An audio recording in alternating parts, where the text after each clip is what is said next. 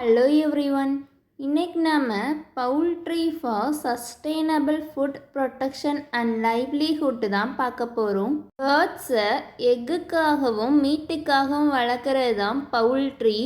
Poultry products என்னலான்னா meat and eggs. Poultry products எல்லாமே cheap source of protein.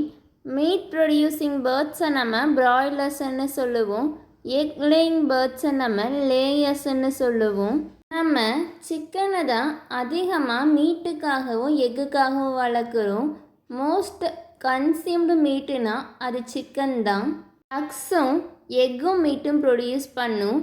இது waste ப்ராடக்ட்ஸை அங்கங்கே சதுரி இருக்கிற கிரெயின்ஸை சாப்பிட்டு நியூட்ரிஷன் கொடுக்குற மீட்டை ப்ரொடியூஸ் பண்ணும். அதி Campbell and Indian runner ducks ஒரு வருஷத்துக்கு 300 எக் கிட்ட லே பண்ணும். கார்மெட் ஐட்டம்னா ரொம்ப டேஸ்டான ஃபுட்.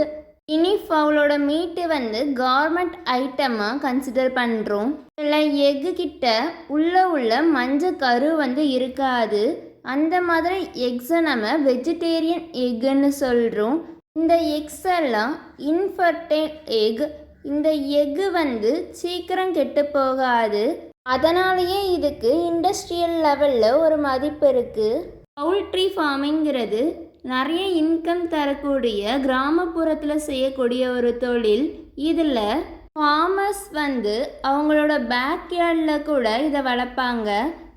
இதை பேக்யார்டில் வளர்க்குறதுக்கான மெயின் ரீசன் என்னென்னா அவங்களும் போய் எடுத்து யூஸ் பண்ணிக்கிடலாம்.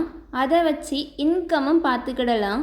இப்போ வீட்டில் ஃபுட்டு வேஸ்ட் ஆகுதுன்னா அதை அப்படியே பேக்யார்டில் உள்ள சிக்கனுக்கு போட்டுருவாங்க ஃபுட்டாக. அதனாலேயே அந்த பேர்ட்ஸுக்கு ப்ரோட்டீன் டெஃபிஷியன்சி வராது. ப்ராய்லர்ஸ் 6லிருந்து 10 வாரத்துக்குள்ள நம்மளுக்கு இன்கம் தர ஆரம்பிச்சிடும். பவுல்ட்ரி பேர்ட்ஸ் தொடர்ந்து எக், மீட், ஃபெதர்ஸ், மேன்யூர் வழியாக நம்மளுக்கு இன்கம் தரும். Thank you.